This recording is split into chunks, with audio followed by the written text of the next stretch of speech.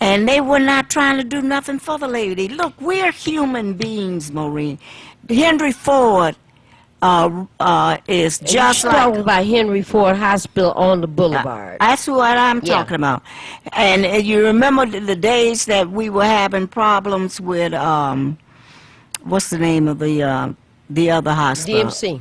Yeah, DMC at one time. It was terrible. You didn't want to take nobody into that. And that's how Henry Ford is now.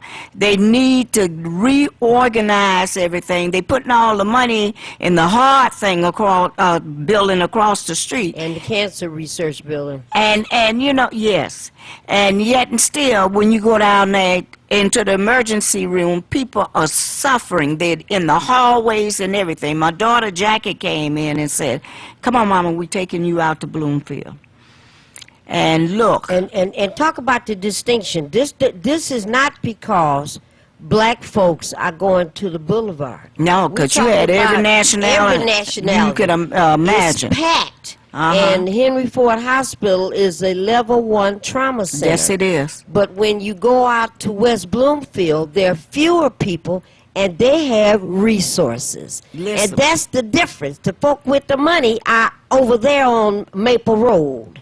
Listen, So when you go there, I don't care who you are, they greet you at the door to see if you need a triage. No, you see if you need a wheelchair or what have you, and you go right in, and the guard is so inviting, and you know the guards down there usually down the boulevard? on the boulevard are usually pretty nice too. But Maureen, within an hour and a half of walking in there, and the nurses were so nice, they were so mad at the boulevard because they kept putting them on hold. And then one of the nurses said, "Go on and write Miss Kramer up." Yeah. And within an hour and a half, I had been in your room. I had gone to triage.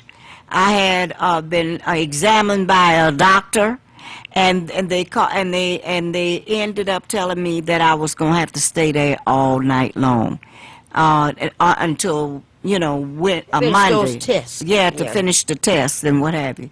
But I tell you, they were, the nurses and all were really nice and trying to make you comfortable and what have you. But I am glad I went out there. But at the same time, I'm happy that my doctor, after she looked at those tests down at Henry Ford Harbor Town, she called my daughter and said, "Look, get your mother down to the hospital quickly because her blood is low." It was, by the time I got out there, it's even lower, you know. But they went to work at. I can't. You were there, Maureen, twice.